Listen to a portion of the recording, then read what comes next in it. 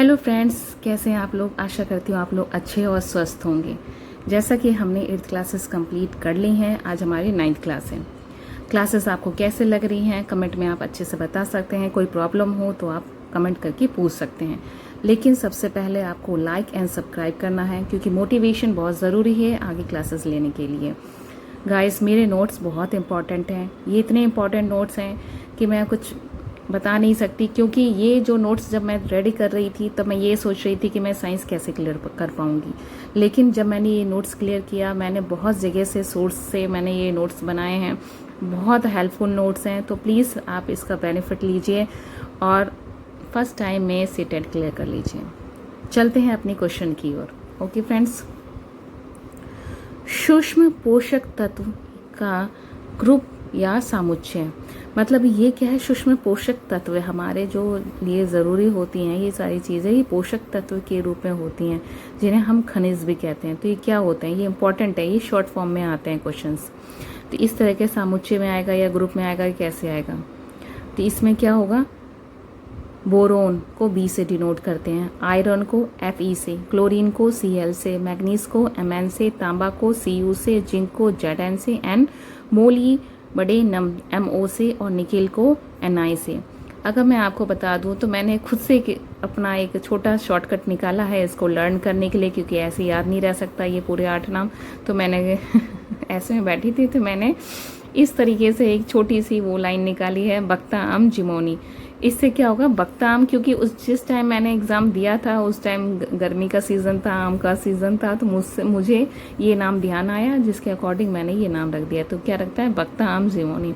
B से boron, कस, ये क से हो जाएगा क्लोरीन, और ता से क्या हो जाएगा तांबा, आ से हो जाएगा आयरन, और मा से हो जाएगा मैग्नीज, जी से हो जाएगा जिंक, और मो से हो जाएगा मोली बडेनम, और नी से हो जाएगा निकेल। तो इसमें सारा कवर हो गया। ओके फ्रेंड्स, नेक्स्ट क्वेश्चन की ओर चलते हैं। पेट्रोलियम से उत्पन्न होने वाला क्या कहलाता है, तो उसे हम कहते हैं बिटुमेन। बहुत इंपॉर्टेंट क्वेश्चन है ये, 2 से 3 बार बिल्कुल आ चुका है क्वेश्चंस, बिल्कुल हर साल आता है क्वेश्चंस, तो ये बहुत इंपॉर्टेंट है। पेट्रोलियम से उत्पन्न होने वाला बिटुमेन कहलाता है, और कोयले से उत्पन्न होने वाले को हम कोलतार कहते हैं। ये चारकोल, लकड़ी का कोयला, जो चारकोल क्या होता है, ये लकड़ी का कोयला होता है। अगर आपने मेरे नोट्स पढ़ लिए हैं और उसके बाद आप मॉडल पेपर्स उठा के देख रहे हैं, कितने प्रीवियस ईयर का आप देख लेना, तो आपको ऐसा नहीं लगेगा कि आपने कुछ नहीं पढ़ा। आपको सब कुछ ऐसा लगेगा जैसा आपने सब पढ़ रखा है। ओके फ्रेंड्स, उर्वरक। उर्वरक क्या होता है, ये कारखानों में बनता है तथा खाद्य की अपेक्षा उर्वरकों के पोषक अधिक होते हैं तथा ये खाद्य से अधिक समृद्ध होते हैं। इसमें क्या होता है, उर्वरक क्या होता है, एक नॉर्मल खाद्य उर्वरक होता है, और हमारे पास खाद्य होता है। जो खाद्य होता है नॉर्मली क्या होता है, उसे हम फर्टिलाइज करके हम खाद बनाते हैं। लेकिन जो उर्वरक होता है उसमें रासायनिक चीज़ें, केमिकल चीज़ें ज़्यादा मिली होती हैं, जो कारखानों में मिलती हैं। अगर हम उर्वरक को देखें, अगर हम इसका मिट्टी में ज़्यादा प्रयोग करते हैं, इनका जो रासायनिक चीज़ें इसमें जो केमिकल्स मिले होते हैं, तो उसमें मिट्टी क्या होती है, कम उपजाऊ, धीरे धीरे बंजर होती चली जाती है। लेकिन अपना खाद का जो हम देसी खाद है, जैसे गोबर वगैरह का यूज़ करते हैं जो फर्टिलाइज करके, तो हम वो क्या होता है, मिट्टी उपजाऊ रहती है लॉन्ग टाइम तक। तो वही चीज़ें उर्वरक और खाद में डिफ्रेंशिएट करके पूछता है क्वेश्चंस। ओके फ्रेंड्स, मैंने आपको अच्छे से समझा दिया, आप यहाँ पे नोट्स भी देख लीजिए। खाद से अधिक समृद्ध होते हैं, बट ज़्यादा यूज़ करने से मिट्टी कम उपजाऊ हो जाती है। खाद क्या होता है, ह्यूमस प्रदान करते हैं, जबकि उर्वरक कोई ह्यूमस प्रदान नहीं करता। ठीक है, नेक्स्ट चलते हैं।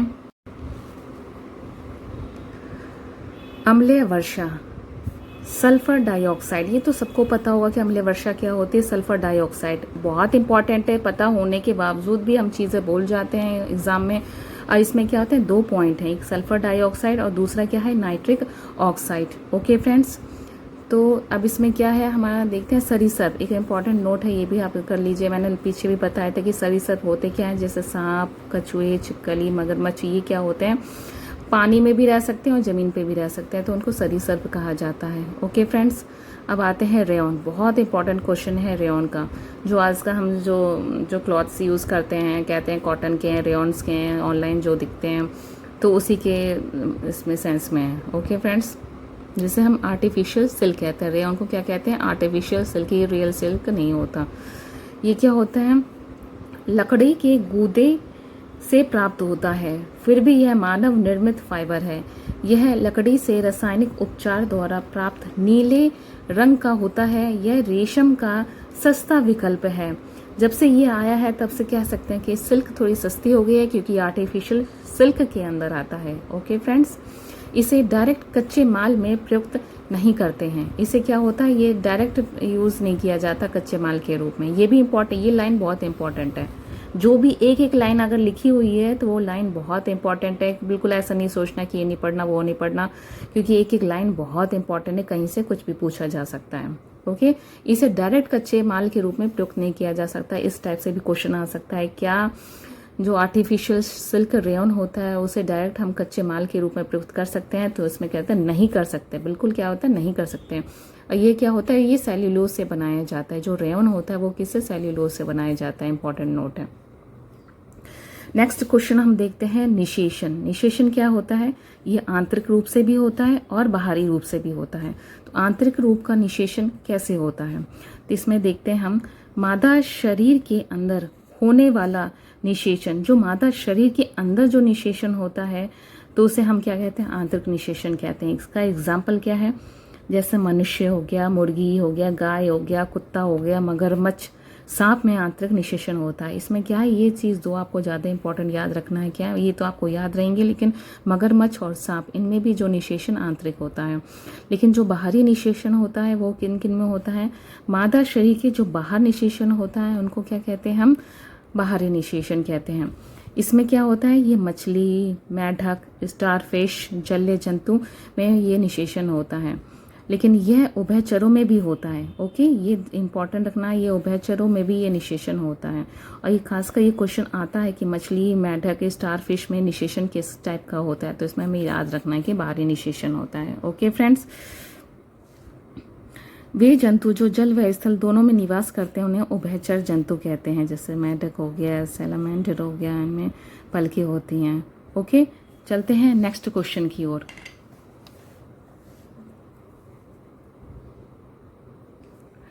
नाइट्रोजन यौगिकरण।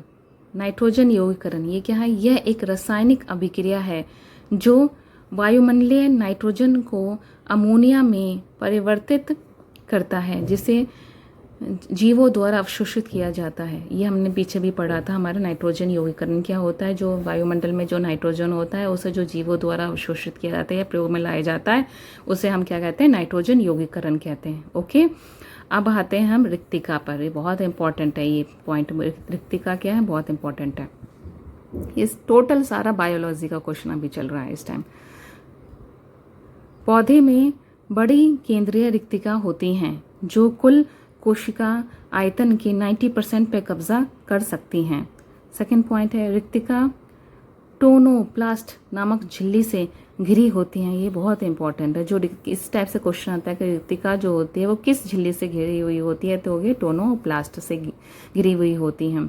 रिक्तिका पादप कोशिका के केंद्र के पास पानी के तरल पदार्थ से भरी होती हैं और जो कोशिका को अतिरिक्त सहारा देती हैं। ये रिक्तिका होती है। इसके बाहर क्या होता है? तरल पदार्थ जैसा पानी सा होता है, कुछ ऐसा ऐसा ऐसा भरा होता है। बीच में क्या केंद्रक होता है। कोशिका की स्फीति और कठोरता भी प्रदान करती हैं। जो कोशिका की अतिरिक्त सहारा देती हैं, जो पानी होता है, ये क्या करती हैं? इसको स्फीति और कठोरता प्रदान करती हैं ताकि ये एक जगह स्टेबल रहे। हिले लेना यहाँ से। ये अमीबा, प्लाज्मोडियम, प्रोटोजोआ, प्रोटिस्ट की कोशिकाओं में भी पाए जाते हैं। यह अंतः कोशिकीय पेट के रूप में कार्य करते हैं जो खाए गए भोजन को पचाते हैं। यह एक खाद्य रिक्तिका झिल्ली संलग्न थैली होती है जो पाचन का कार्य करती है। ओके फ्रेंड्स, ये कहाँ कहाँ पाई जाती है? अमीबा में, ये बहुत इंपॉर्टेंट है। प्लाज्मोडियम में, प्रोटोजोआ में। ये पूछा जा सकता है कि रिक्तिका कहाँ कहाँ पाई जाती है, किन किन जंतु में भी पाई जा सकती हैं। ओके फ्रेंड्स, पशु कोशिकाओं में पादप कोशिकाओं की अपेक्षा अधिक रिक्तिकाएं होती हैं। जंतु कोशिकाओं के रिक्तिका की तुलना में आकार छोटा होता है। जो पादप रिक्तिकाएं जंतुओं में छोटी होती हैं। ठीक है, ये इम्पोर्टेंट पूछा जा सकता है। ये बहुत इम्पोर्टेंट है कि जो रिक्तिका होती हैं वो जंतुओं में किस आकार की होती हैं, पादप में किस आकार की होती हैं। तो इस टाइप की क्वेश्चंस आ जाते हैं। ठीक है, तो जंतु कोशिकाओं की जो रिक्तिकाएं होती हैं वो पादप रिक्तिकाओं जंतुओं में छोटी होती हैं और पादपों में क्या होती हैं, आकार में बड़ा होता है। ये इसमें बिल्कुल कंफ्यूज नहीं होना है। अब इसमें लिखा है पशु कोशिकाओं के जो पादप कोशिकाओं की अपेक्षा अधिक रिक्तिकाएं होती हैं। जो पशुओं की पादप कोशिकाएं जो होती हैं पशुओं में जो होती हैं वो अधिक रिक्तिकाएं पाई जाती हैं, जंतुओं में छोटी पाई जाती हैं और पादपों में बड़ी रिक्तिकाएं पाई जाती हैं। ओके, अब आगे चलते हैं। ये कोशिका को आकार देता है तथा जल एवं पोषक तत्वों का भंडारण करता है। रिक्तिका का काम क्या होता है, ये काम होता है। ओके, नोट कर लेना है कि इसका काम होता क्या है एक्चुअली में। और अमीनो अम्ल एवं शर्करा का भंडारण घर है। ये बहुत इंपॉर्टेंट है, ये क्वेश्चन आ चुका है, मुझे अच्छे से याद है कि ये क्वेश्चन आ चुका है। ये क्या करता है, भंडारण क्या करता है, ये पोषक तत्वों का भंडारण करता है, साथ में जल का भी भंडारण करता है। ये अमीनो अम्ल एवं शर्कराओं का भंडारण ग्रह है। बहुत इंपॉर्टेंट है, इसे इंपॉर्टेंट करके लिख लेना क्योंकि ये इसका बिल्कुल वर्क है, क्योंकि रिक्तिकाएं क्या काम करती हैं वो इंपॉर्टेंट चीज़ है। ठीक है, इसमें क्या रखा है कि ये जो छोटा सा मैंने लिख लिया कि गर्भ में जो गर्भ होता है उसमें पूर्ण रूप से जो बच्चा विकसित होता है, जिसके हाथ पैर स्पष्ट रूप से होते हैं, तो क्या कहलाता है। इसमें इस टाइप से क्वेश्चन बनता है। इसमें क्या कहते हैं, जो पूर्ण विकसित बच्चा जिसके हाथ या पैर स्पष्ट दिखते हैं उसको क्या कहा जाता है, तो उसको गर्भ कहा जाता है। ठीक है, अब ये भी प्लस है, ये भी इंपॉर्टेंट है। अंडाणु प्लस शुक्राणु क्या बनाते हैं, दोनों मिलकर बनाते क्या है, ये होता है युग्मनज। युग्मनज होता कहाँ है, तो ये गर्भ के अंदर होता है। ओके, तो ये चीज़ इंपॉर्टेंट है। ये बिल्कुल एक एक लाइन ऑब्जेक्टिव क्वेश्चंस में आते हैं कि आपको इसमें बताना है कि युग्मनज होता क्या है, अंडाणु शुक्राणु कुछ और नाम दे देगा, या फिर कहते हैं गर्भ किसको कहते हैं, इस टाइप से क्वेश्चन आ जाएगा। युग्मनज कहाँ होता है, तो इस टाइप से क्वेश्चन आ जाएगा। ओके फ्रेंड्स, आगे चलते हैं नेक्स्ट क्वेश्चन की ओर। आज की क्लास ज़रा लंबी हो जाएगी। ग्रीन हाउस गैस, हरित घर गैस, ये तो सबको पता होगा ग्रीन हाउस गैस होती क्या है, फिर भी हम एक बार देख लेते हैं। ग्रीन हाउस गैसेस जो थर्मल इंफ्रारेड के भीतर विकिरण ऊर्जा को अवशोषित और उत्सर्जित करती है, उसे हम ग्रीन हाउस गैस कहते हैं। यह ग्रीन हाउस प्रभाव होता है। होते कितने टाइप्स की गैसेस हैं तो हम देख लेते हैं। ओके फ्रेंड्स, इसमें क्या है, फर्स्ट ऑफ ऑल है कार्बन डाइऑक्साइड, सेकंड है मीथेन, थर्ड है नाइट्रस ऑक्साइड, फोर्थ है ओजोन। ओजोन भी ग्रीन हाउस गैस में आता है। ये बिल्कुल कंफ्यूज नहीं होना है कि ओजोन तो हमारा पृथ्वी का अपर लेयर है, ये कैसे हो सकता है, नहीं, ये भी आता है।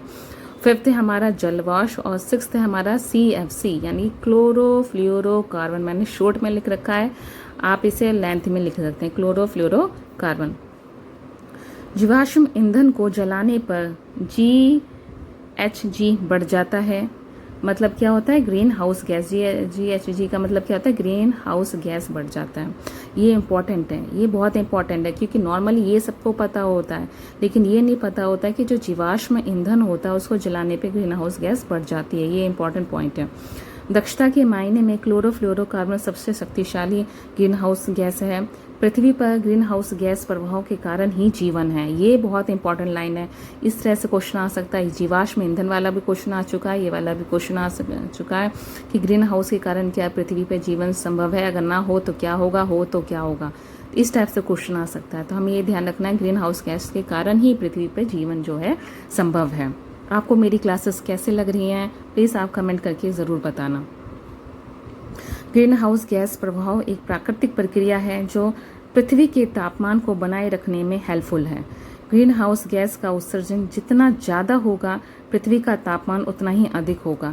तो ग्रीन हाउस गैस होती क्या है, हम नॉर्मली ये चीज़ को हम समझ सकते हैं, ये हमारी अर्थ है, यह हमारे अर्थ के अंदर एनवायरनमेंट हो गया। ठीक है, जो हमारी एनवायरमेंटल है इसमें बहुत सारी गैसेस होती हैं, उसमें CO2 ज़्यादा इम्पॉर्टेंट चीज़ है। जो CO2 क्या होता है, ये जो हमारी सन है, सन से आने वाली रेस को क्या होता है, ये एब्जॉर्व कर लेता है, यानी कि सोख लेता है, और इस गैस को क्या होता है, ये बाहर नहीं जाने देता। तो इससे हमारी धरती गर्म होती रहती है। इसलिए कहते हैं CO2 का उत्सर्जन कम से कम होना चाहिए ताकि हमारी धरती बची रहेगी। इसलिए हमें क्या कहते हैं, ट्रीज ज़्यादा से ज़्यादा लगाओ ताकि ऑक्सीजन ज़्यादा से ज़्यादा रिलीज़ हो। ऑक्सीजन अब विघटित होकर क्या होगा, O3 में बन जाएगा, ओजोन लेयर क्रिएट होगी। तो उसी अकॉर्डिंग ये जो सारी चीज़ें एक दूसरे से लिंक हैं। ओके गाइस, अगर कुछ भी आपको चीज़ें पूछना है तो आप अच्छे से हमसे पूछ सकते हैं। आज की क्लास यहीं तक। आपको मेरी क्लासेस कैसे लगती हैं कमेंट करके ज़रूर बताइएगा। लाइक एंड सब्सक्राइब करना बिल्कुल मत भूलिएगा, क्योंकि एक मोटिवेशन ही आगे चैनल को चला सकती हैं। थैंक यू गाइस, मिलते हैं नेक्स्ट क्लास में, तब तक के लिए बाय बाय।